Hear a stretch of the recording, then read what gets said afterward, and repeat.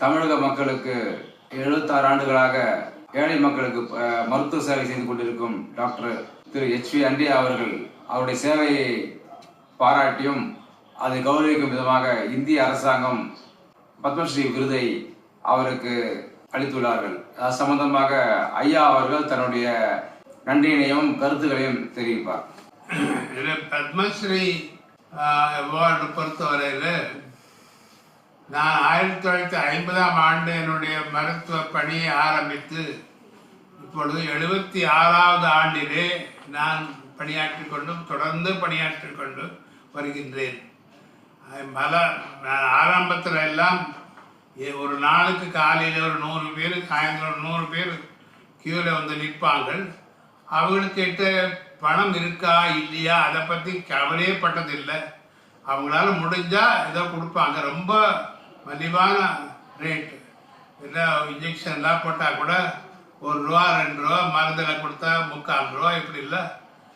அது கூட கொடுக்க முடியலன்னா கூட அதை கூட நீங்கள் வருத்தப்பட வேண்டாம், நான் தான் உங்களுக்கு கடமைப்பட்டிருக்கேன் என்று அவங்களெல்லாம் மகிழ்ச்சியாக அனுப்பியிருக்கின்றேன். அது மட்டுமல்லாமல் பல நேரங்களிலே இரவு 12 மணி இப்படிலாம் கதவு தட்டி எனக்கு அந்த பக்கத்தில் இருக்கிற கிராமத்துக்கெல்லாம் அழைத்து கொண்டு போயிருக்கிறார்கள். அப்போ நான் லாரியிலே போயிருக்கிறேன், சைக்கிளில் போயிருக்கிறேன். எல்லாம் வைத்தியம் பண்ணிட்டு அதை தொடர்ந்து இப்போ 76ஆம் ஆண்டிலே நான் இருக்கிறேன். நான் அமைச்சராக இருந்த நேரத்தில் மருத்துவத்துறையில் அப்பொழுது இங்கே தமிழ்நாட்டில் தொழுநோய் பயங்கரமாக இருந்தது. அப்புறம் நிறைய பெரிய பெரிய பிரச்சனைகள்லாம் இருந்தது. சிசு மரணம் பயங்கரமாக இருந்தது. பிரசவத்தில் பெண்கள் மரணம் இப்படி இருந்தது. அது மட்டும் இல்லாமல் இந்த போலியோ வியாதி எல்லாம் இருந்தது.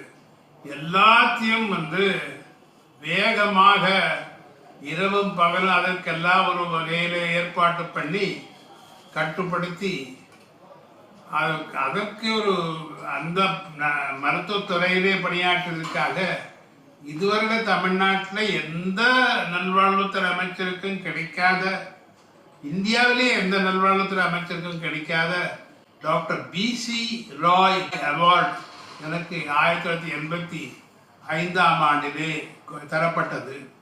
இந்த மருத்துவத்துறையில் தனியாகவும் ஒரு அரசாங்க மருத்துவத்தில் நல்வாழ்வுத்துறையிலையும் நான் மருத்துவத்துறையில் செய்த சேவைக்காக இந்த பத்மஸ்ரீ விருது எனக்கு தரப்பட்டிருப்பதற்காக அரசாங்கத்தில்